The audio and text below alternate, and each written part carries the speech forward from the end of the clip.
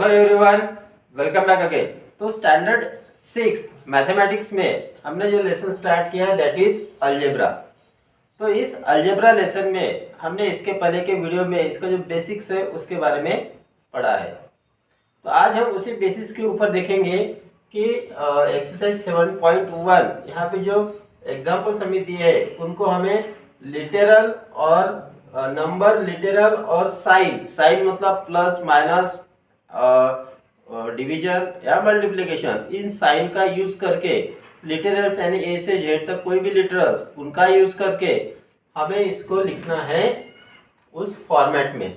ठीक है, तो क्वेश्चन ये है, अब ये जो एक्सरसाइज है 7.1 वो लिए मैंने कोडवा की बुक से, और इसके पहले का जो वीडियो है वो अगर आपने नहीं देखा है तो उसकी लिंक आपको इस वीडियो के डिस्क्रिप्शन में मिल जाएंगी। तो चलो स्टार्ट करते हैं। सबसे पहले देखो question 1, write the following using numbers, literals and sign of basic operation. आपको पता है बेसिक ऑपरेशन हमारे 4 है, that is plus, minus, multiply and division. We will use this 4 basic operations. Also we will use numbers and literals. See here first, देखिए उसके पहले बता दूं, अगर आप मेरे चैनल पे नए हो तो चैनल को सब्सक्राइब करो, बेल आइकन को प्रेस करो और वीडियो अच्छा तो लाइक करो और अपने फ्रेंड्स के साथ शेयर करो। तो देखते हैं फर्स्ट क्वेश्चन क्या है। 1/6 of sum of A and B. तो ये और बी के सम का हमें 1/6 लेना है। 1/6, 1/5, 2/3, इसको कैसे लिखेंगे? तो उसको लिखेंगे फ्रैक्शन में। 1/6 मतलब होता है 1/6। तो 1/6 लेना है, किसका लेना है? ए और बी के सम का। ये और बी दो लिटर है, इनकी सम करना है, एडिशन करना। तो ये और बी की जो एडिशन है वो हो जाएगी ए प्लस बी। अब इसका 1/6, तो इसको मल्टीप्लाई करना है 1/6 से। तो हम इसको लिखेंगे इस तरह से 1/6, यहाँ पे मल्टीप्लाई का साइन नहीं दिया, मतलब यहाँ पे साइन होता है। तो 1/6 multiply in bracket A plus B. तो ये हो गया 1/6 of sum of A and B. तो ये जो वर्ड में दिया है इससे हम इस तरह से लिख सकते हैं। अगर ऐसा दिया तो इसको हम इस तरह से रीड करना है। इसको रीड करना है, मान लो आपको ये पता नहीं तो इसको कैसे रीड करोगे? Sum of 1/6 of sum of A and B. Okay, next देखो number 2, 1/3 of x is taken away from 1/5 of y। Taken away means subtract करना। अब किसको सब्ट्रैक्ट करना है? 1/3 ऑफ x यानी x का 1/3। अब x का 1/3 कैसे लिखते हैं हम? 1/3 मल्टीप्लाई x। इस तरह से हम लिखते हैं x का 1/3 और इसको इक्वल टू में लिखेंगे x/3। x का 1/3 मतलब होता है x/3। तो x/3 को सब्ट्रैक्ट करना है, लेकिन किस में से सब्ट्रैक्ट करना है? 1/5 ऑफ y। 1/5 ऑफ y कैसे होगा? y/5। समझ में आया? ठीक है, जैसे 1/3 ऑफ x है वैसे 1/5 ऑफ y। तो हमें 1/5 ऑफ y में से 1/3 ऑफ x को सब्ट्रैक्ट करना है। तो उसको हम कैसे लिखेंगे? y/3 minus x/3, sorry y/5 है, y/5 माइनस x/3। हम इसको इस तरह से लिखेंगे। ओके, नेक्स्ट देखते हैं नंबर 3, क्या दिया है? If a is taken away from the sum of b and 17। तो b और 17 के सम में से, अब b और 17 की सम कैसे होंगी? b plus 17। इसके सम में से टेकन अवे करना है, टेकन अवे करना है यानी माइनस करना। किसको माइनस करना है? a को। तो हम पहले इन दोनों की सम लिखेंगे, उसमें से सब्ट्रैक्ट करेंगे a को। इन दोनों की सम क्या होगी? b प्लस 17, और इसमें से सब्ट्रैक्ट करना है a को, तो इसलिए लिखेंगे माइनस a। अब यहाँ पे मैंने एक गलती की है, कौन सी? अब ये जो ये सब्ट्रैक्ट हो रहा है वो सिर्फ 17 में से हो रहा है, वो b में से नहीं हो रहा है। और हमको तो a को सब्ट्रैक्ट किस में से करना है? b और 17 के आंसर से करना है, इसलिए b प्लस 17 को हमें लिखना पड़ेगा ब्रैकेट में। तो b प्लस 17 माइनस ये हो गया अभी कि इसके एडिशन का जो भी आंसर आएगा उसमें से हमें a को सब्ट्रैक्ट करना है। सब्ट्रैक्ट करने के बाद वी गेट 21। वी गेट 21 मतलब आंसर 21 आता है। So that will be equal to 21। Got it? अब ये इक्वेशन बन गया। नेक्स्ट नंबर 4 में देखो, the product of x and 4। Product मतलब मल्टीप्लीकेशन। तो x और 4 का प्रोडक्ट कैसे लिखते हैं हम? x मल्टीप्लाई 4 लिखेंगे और दैट इज इक्वल टू होता है 4x। व्हाट इट, अब ये हो गया product is subtracted from the sum of y and 7। ये जो प्रोडक्ट है इसको सब्ट्रैक्ट करना है, किस में से सब्ट्रैक्ट करना है, y और 7 के सम में से। अब y और 7 की सम क्या होंगी, y प्लस 7 होगी, इसमें से सब्ट्रैक्ट करना है इसलिए दिया माइनस का साइन, और किसे सब्ट्रैक्ट करना है तो 4x को, सो विल राइट हियर 4x। अब यहाँ पर एक गलती होगी, कौन सी होगी, तो ये जो सब्ट्रैक्ट कर रहे हैं 4x वो सिर्फ 7 में से हो रहा है, y प्लस 7 में से नहीं हो रहा है, तो हमें इसको लिखना पड़ेगा ब्रैकेट में। आप देखो इसका जो भी आंसर आएगा उसमें से हमें सब्ट्रैक्ट करना है 4x को। नेक्स्ट देखो 5 इज टेकन अवे, फिर से टेकन अवे मतलब सब्ट्रैक्ट करना फ्रॉम y। 5 को अगर y में से सब्ट्रैक्ट किया तो हमें x मिलता है, तो 5 को y में से कैसे सब्ट्रैक्ट करेंगे, y माइनस 5 इस तरह से, और इसका जो आंसर आता है वो है x, so that will be equal to x। Got it? Next we will see number 6. 3 times x is divided by 2 times y। 3 times x का मतलब होता है 3 multiply x, that is equal to होता है 3x। इसको divide करना है, divide किससे करना है, 2 टाइम्स y। अब 2 टाइम्स y का मतलब फिर से वही है 2 multiply y, that is equal to 2y। अब 3x को 2y से डिवाइड करना है, so we will write in this way 3x divided by 2y, और इसको फिर से अगर लिखना है so that is equal to we will get 3x upon 2y। या तो आप इस तरह से लिखो या फिर इस तरह से लिखो। Okay, next number 7, my father's age is x year. Father का एज x ईयर है, ठीक है, sorry my age is x year, so we will write here first step by step we will understand it। my age is equal to x years। अब आगे क्या देखा है, my father's age is 3 years less than 4 times my age, यानी my father की as 3 year कम है, किससे 3 year कम है, 4 टाइम्स ऑफ my age, मेरे एज के 4 टाइम्स का जो आंसर आएगा उसमें से अगर 3 ईयर कम करो तो मेरे फादर की एज आती है। So we will write here father's age is equal to तो हमें सबसे पहले 4 टाइम्स ऑफ my age करना पड़ेगा। my age x ईयर है तो उसका 4 टाइम्स हो गया 4x। अब इससे अब 3 ईयर लेस करना मतलब माइनस, तो माइनस 3, तो ईयर्स, तो इतने ईयर्स हो गई फादर की age. Next number 8, when the product of 6 and m is added to twice n, the result is q। तो product of 6 and m, product of 6 and m क्या होता है, 6 multiply m, that is equal to होता है 6m।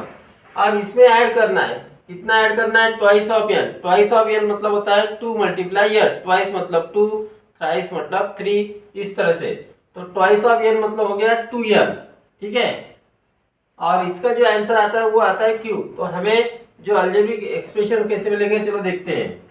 तो product of 6m यानी 6m हो गया, उसमें ऐड करना है ट्वाइस n, ऐड करना है प्लस ट्वाइस n यानी 2n, और इसका जो आंसर आता है वो होता है q, so that is equal to q।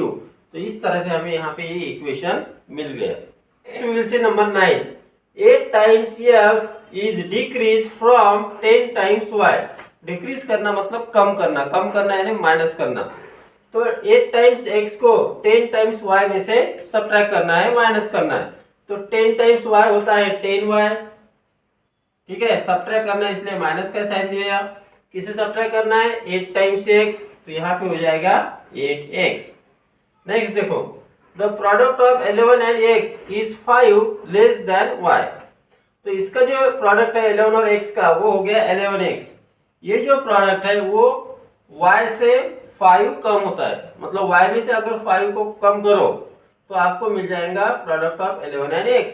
So we will write here 11x is equal to किसमें से, y में से 5 लेस करो तो y माइनस 5।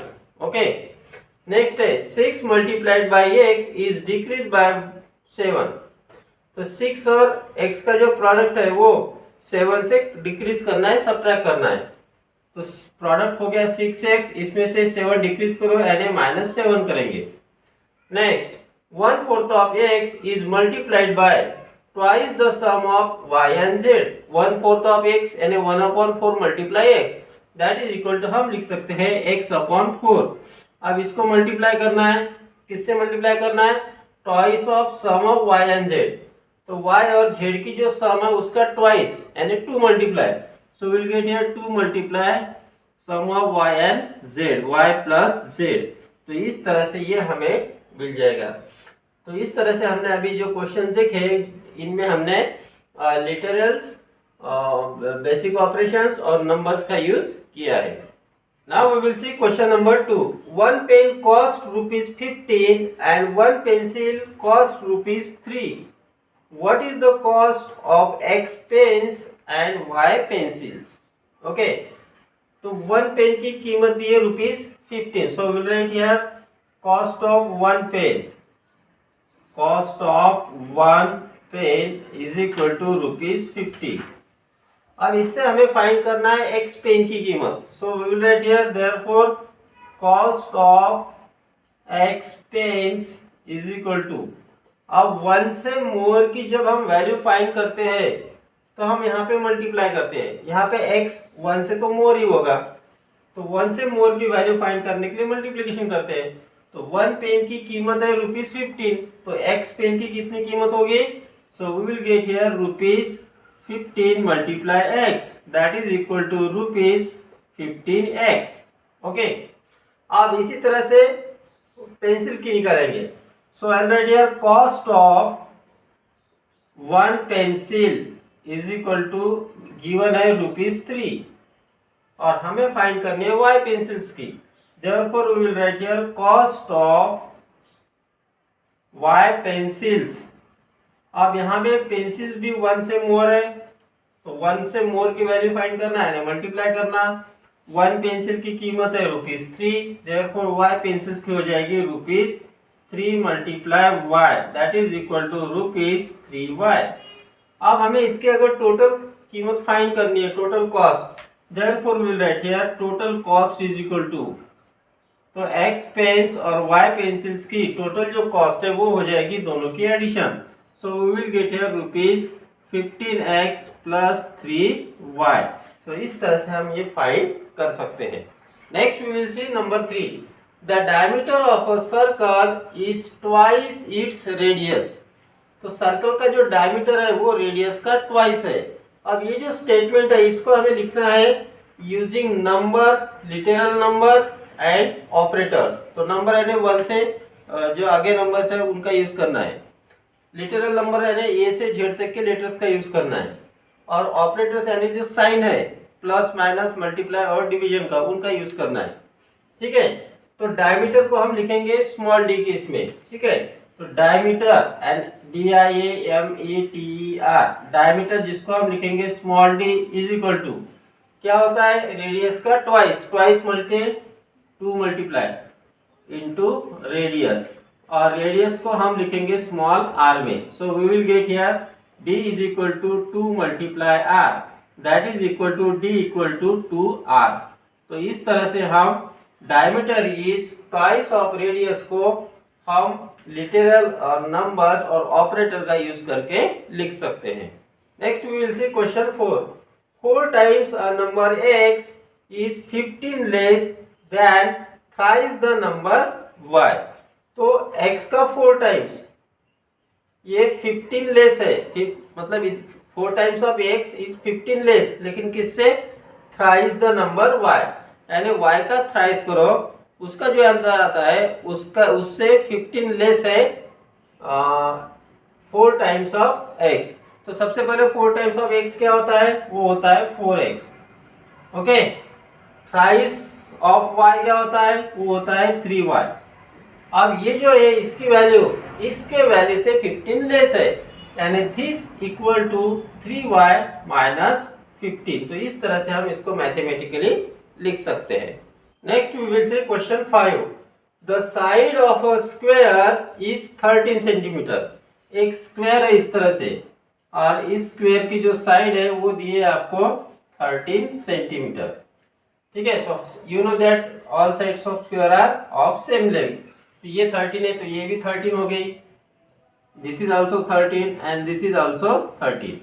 अब क्या करना है, इस स्क्वायर की साइड को ये सेंटीमीटर से बढ़ाना है, यानी अब साइड हो गई 13 प्लस ये सेंटीमीटर, यहाँ ये भी हो जाएंगी 13 प्लस ये भी हो गई 13 प्लस ये भी हो गई 13 प्लस ये। तो अब ये जो नया स्क्वायर हमें मिला है इसका हमें पेरीमीटर फाइंड करना है। अब आपको पता है perimeter is equal to perimeter of square is equal to, हमारे पास फार्मूला है 4 मल्टीप्लाइड बाय साइड। अब पेरीमीटर के लिए हम लिखेंगे P इक्वल टू 4 मल्टीप्लाई, अब साइड कितनी है वो है 13 प्लस ये, तो ब्रैकेट में लिखेंगे 13 प्लस ये, तो दैट इज इक्वल टू हो जाएगा P equal to 4 into bracket में 13 प्लस ये। तो इस तरह से हम इसको मैथमेटिकली लिख सकते हैं। Next we will see question 6। Riya has drawn a rangoli, she has 13 dots.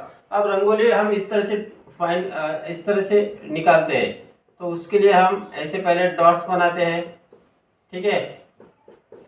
कभी कभी रंगोली स्क्वायर शेप की होती है, कभी कभी रेक्टेंगुलर शेप की भी होती है। अब इसमें देखो ये हो गई रो, ये पहला रो, ये दूसरा रो, ये तीसरा रो, चौथा रो, इस तरह से ये रो है, और इनको हम कहते हैं कॉलम, ये पहला कॉलम, ये दूसरा कॉलम, इस तरह से। तो रिया ने जो रंगोली ड्रॉ की उसमें 13 डॉट्स है एक रो में, यानी इस रो में 13 डॉट, इस रो में 13 डॉट, इस रो में 13 डॉट, इस तरह से। अब क्वेश्चन ये है कि how many dots will her rangoli have for p rows. तो एक रो में 13 डॉट है, so will write here dots in one row, dots in one row is equal to 13, therefore we will get dots in p rows. तो 1 से more की value find करना, उसके लिए हम करते हैं multiplication, so will get here p multiply 13 that is equal to 13p। तो रिया की रंगोली में टोटल 13p डॉट्स रहेंगे। Next we will see question 7। Savita has 19 marble pieces, she gave x to Amrita and y to Zeenat. अब सविता के टोटल पास कितने marbles है, तो वो 19। पहले हम लिखेंगे marbles with Savita, marbles with Savita, यानी सविता के पास कितने मार्बल्स है, that is equal to 19 marbles. अब 19 मार्बल में से x मार्बल उसने किसको दिए, अमृता को, ठीक है।